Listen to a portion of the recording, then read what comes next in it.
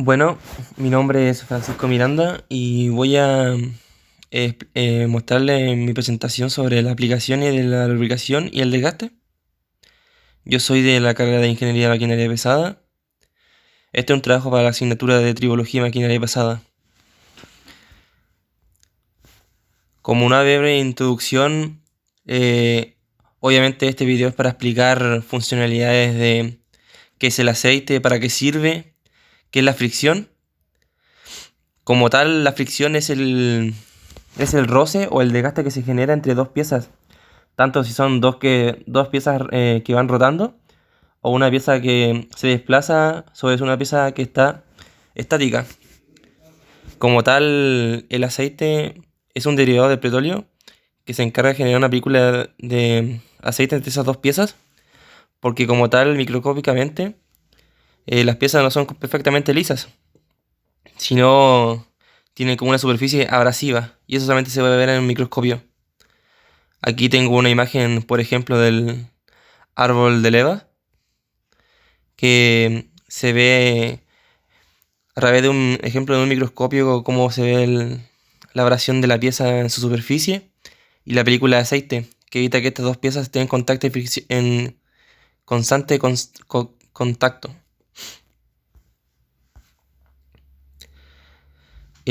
Voy a explicarles varios ejemplos de cuáles son los desgastes comunes y fallas que encontramos en las piezas móviles.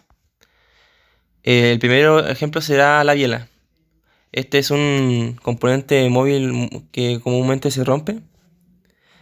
Está compuesto por, en su totalidad, una parte, el pie de la cabeza, que es el orificio más pequeño, y la cabeza de la biela, que es el orificio más grande que se apoya en las muñequillas del cigüeñal.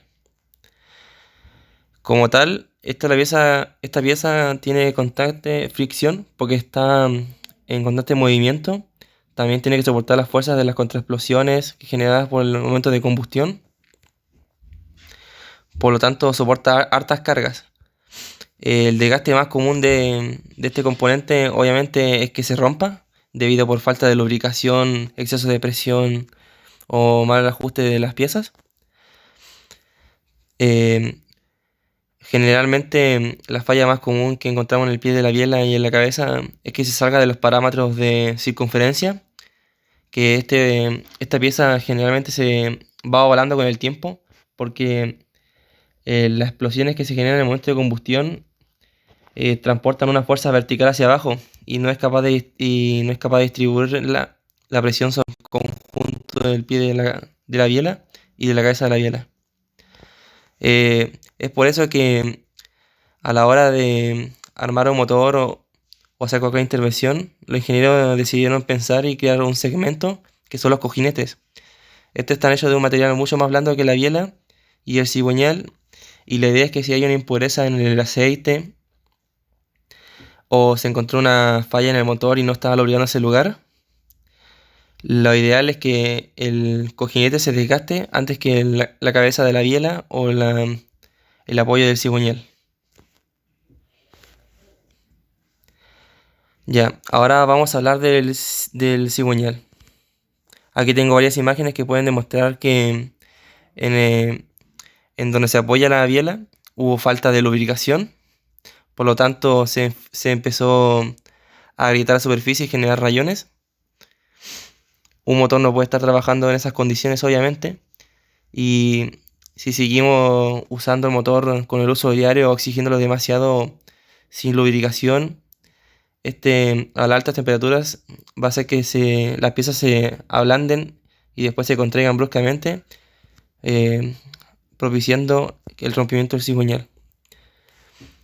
Generalmente en los cojinetes, no, generalmente en los apoyos y las muñequillas, los fabricantes entregan parámetros para hacer diagnóstico de qué tan usable es el cigüeñal a futuro.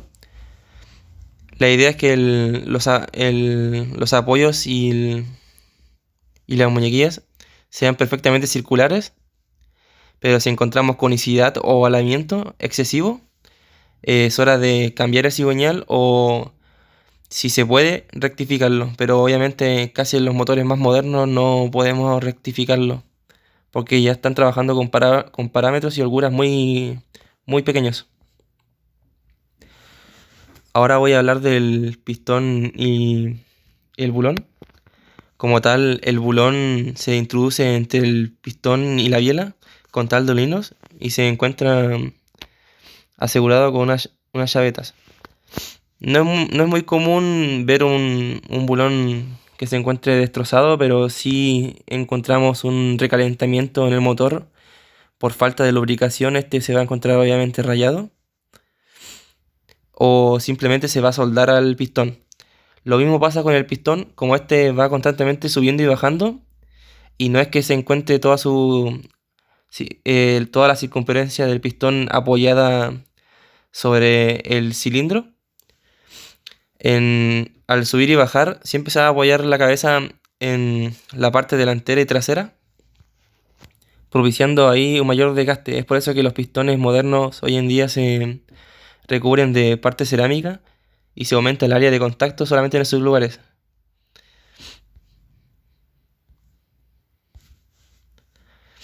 Ahora voy a hablar del tema de los engranajes. Em, bueno, esto también afecta la caja de cambio, los diferenciales en sí, pero el uso indebido de aceites o mal ajuste de los componentes en sí al armado del motor puede propiciar un desgaste prematuro de las piezas.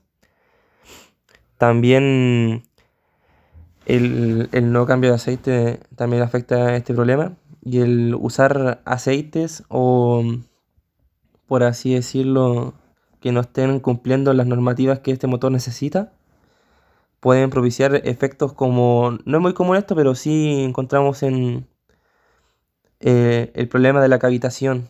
Si no se usa el aceite adecuado para el funcionamiento de un diferencial o una caja de cambio, se puede propiciar la cavitación. Este no es más que un proceso en el cual el hecho de que el engranaje gire a altas velocidades no permite que el lubricante o el líquido en el que está envuelto este vuelva a su lugar de contacto y se genere un vacío, genera una burbuja, el cual puede explotar y extraer material de la superficie. Ahora vamos a hablar los actuadores y taquetes hidráulicos. Como tal, los taquetes hidráulicos fueron una invención realizada para resolver el tema del ajuste del desgaste de entre la válvula y la leva. Por eso es que antes los motores antiguos había que ir ajustándolo con una regleta o un destornillador, una llave para que esté la medida de fabricante, por ejemplo 0,12, 0,14. Como tal, el taque hidráulico intenta resolverlo a través a través de usar el aceite para poder mantener la altura correcta de trabajo de la válvula. A medida que se va desgastando los componentes por el constante roce, este va introduciendo más aceite hacia adentro y así elevando la altura del tanque hidráulico. Pero este obviamente con el tiempo va a llegar a un límite. Por ejemplo, el no cambio de aceite puede hacer que entre carbonilla dentro del tanque hidráulico y no funcione correctamente o se quede totalmente trabado, provocando ese sonido característico que se encuentra en los motores que uno piensa que está desvielado o algún problema más, pero el no accionamiento del tanque hidráulico. Ahora vamos a hablar el tema de cómo elegir un lubricante. Obviamente los fabricantes entregan el lubricante adecuado para el trabajo del motor, pero como siempre en zonas geográficas la temperatura, el requerimiento de trabajo de la persona que compró el vehículo es diferente. Hay que adecuarse a la viscosidad del funcionamiento del motor. Por ejemplo, cuando uno quiere comprar el típico 10W40, se tiene que fijar que el motor debe funcionar con esa viscosidad y también cumplir con la normativa SAE. El, el 5W o el 10W indican la viscosidad de trabajo del aceite, y el 40 indica en qué orden de trabajo o en qué temperatura inicial de trabajo puede trabajar ese aceite en un motor. La idea es obviamente utilizar el aceite correcto. No es lo mismo, no es lo ideal estar usando un aceite extremadamente viscoso en un motor que se debe exigir a altas revoluciones, o sea, de competición, como también un aceite extremadamente delgado para exigirlo en un motor de maquinaria pesada. También existen los aceites minerales y sintéticos, y combinaciones de estos como los semisintéticos. Pues lo general, los sintéticos están hechos para trabajar a mayor régimen de revoluciones, eh, son mejores que los minerales en sí. El mineral está hecho especialmente para el uso cotidiano de ciudad, sin exigencia elevada. Ahora el tema de los protocolos de almacenamiento del lubricante. A la hora que queramos vender lubricantes o simplemente desechar lubricantes, obviamente hay que cumplir normativas y tener tener estacionamiento en el establecimiento, certificaciones para el uso de estos químicos. Lo ideal siempre, por ejemplo, un taller que se dedica a almacenar aceite usado, es mantener los lugares a una temperatura estable, a una superficie elevada, en contenedores que puedan mantener este químico mucho tiempo y evitar la corrosión de estos tanques de almacenamiento. Evitar que se encuentren cerca de paredes, cerca de lugares que propicien el desplazamiento del lubricante en caso de derrame, como cerca de ríos o zonas de que se encuentren materiales altamente inflamables. Y también mantener una buena ventilación, porque estos químicos desprenden toxinas al ambiente y que pueden ser peligrosos para la respiración. Ahora, para finalizar, les voy a dar un ejemplo del cotidiano cambio de aceite de un vehículo.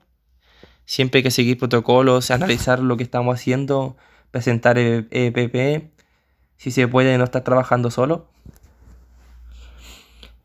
Obviamente los materiales que necesitamos son aceite de motor nuevo, filtro nuevo, herramientas, recipiente para el aceite usado, el embudo, guantes y trapos.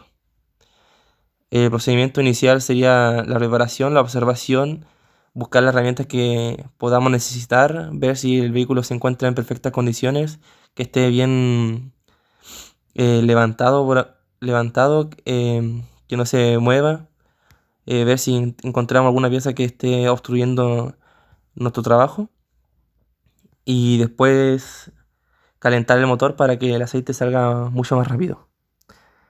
Lo ideal también es preparar el bidón para sacar aceite abajo, sacar el tapón de vaciado, sacar el tapón de llenado para que pueda circular aire al interior del motor y así fluya más rápido el aceite. A la hora de derramar el aceite hay que verificar cómo se encuentra el estado de este, ver si hay alguna mezcla de aceite con algún líquido, por ejemplo, para determinar si hubo sople de culata o algún empaque está fugando el líquido.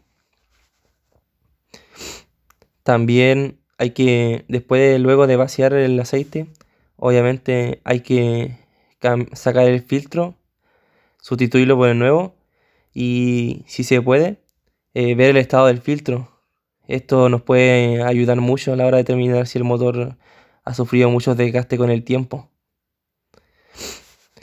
Luego colocamos el tapón, introducimos el aceite, obviamente a su correcto nivel de trabajo, que eso lo podemos ver a través de la varilla. Algo que se me olvidó recalcar es que a la hora de sacar el aceite, al examinar el tapón, este contiene un imán. En ese nos podemos fijar el deterioro del motor. Siempre que caiga una partícula metálica, esta va a caer en el imán del tornillo.